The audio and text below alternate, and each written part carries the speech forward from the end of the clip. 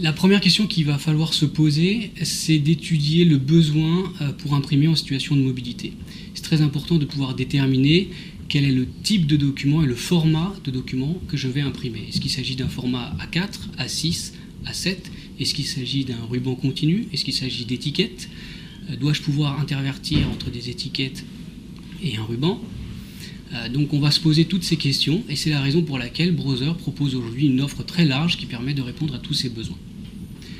Ensuite vient la question de la situation de mobilité. J'entends par situation, est-ce qu'il s'agit d'une imprimante qui va être transportée dans une sacoche, qui va être dans un véhicule, qui va être à l'extérieur?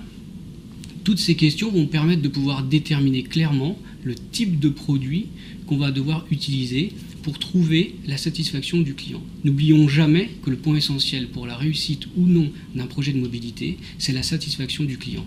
C'est d'ailleurs pour cette raison qu'on a réussi à équiper plus de 10 000 agents avec nos imprimantes mobiles MW145BT. Troisième point, une question essentielle, c'est la partie logicielle. Il va falloir que l'imprimante puisse s'adapter à la situation logicielle. C'est la raison pour laquelle toutes nos imprimantes sont compatibles avec le langage de base Escape qui permet la portabilité du projet pour nos clients avec nos futurs modèles.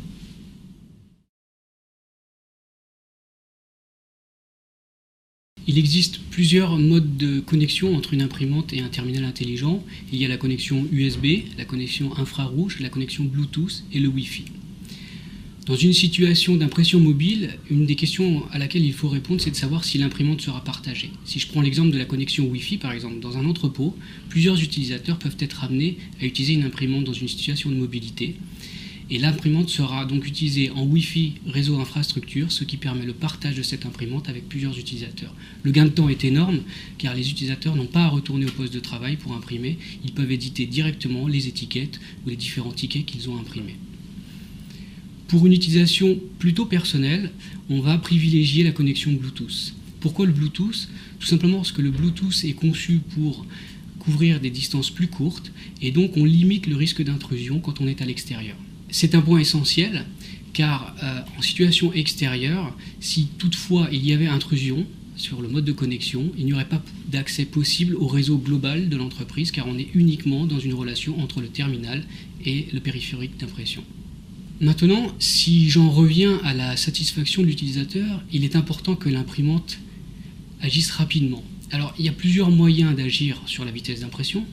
Il y a évidemment la vitesse mécanique intrinsèque de l'imprimante, il y a la connexion utilisée, et il y a aussi l'envoi de données. Un point sur lequel il va falloir travailler, et qui est essentiel, c'est de pouvoir envoyer uniquement les données qui vont varier pour une impression, et on utilisera pour ce faire la méthode du template qui permet de stocker le gabarit de l'impression dans l'imprimante, dans la mémoire de l'imprimante, et on enverra alors uniquement les données variables, telles que la date, telles que le prix, telles que le nom, et à ce moment-là, on va gagner en vitesse de traitement et l'impression sera beaucoup plus rapide.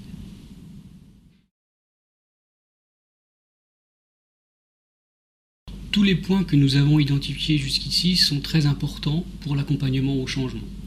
Au-delà du fait que l'entreprise y trouvera un vrai gain d'efficacité et donc de productivité, dès lors que le produit est adapté à la situation et répond aux attentes, l'utilisateur final y trouvera un bénéfice au quotidien.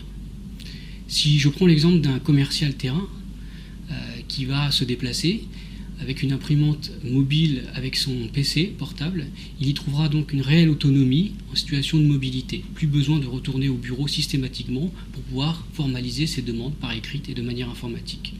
Si je prends le milieu de la santé, par exemple, où bon nombre d'étiquettes sont nécessaires pour identifier les patients, les résultats, c'est un réel gain de productivité, mais aussi pour l'utilisateur, c'est un réel gain de tension nerveuse, car le risque d'erreur est limité. Si je prends un autre exemple, dans les entrepôts, c'est aussi un réel gain pour l'utilisateur qui va limiter ses déplacements dans l'entrepôt. Pour lui, c'est une vraie amélioration des conditions de travail. Si je prends encore un autre exemple d'un technicien, d'un agent qui va visiter des sites pour établir des diagnostics de sécurité, c'est l'assurance pour lui d'éditer systématiquement un compte-rendu de visite, toujours lisible et informatique. Pour lui, c'est un gage de sécurité et pour son employeur également.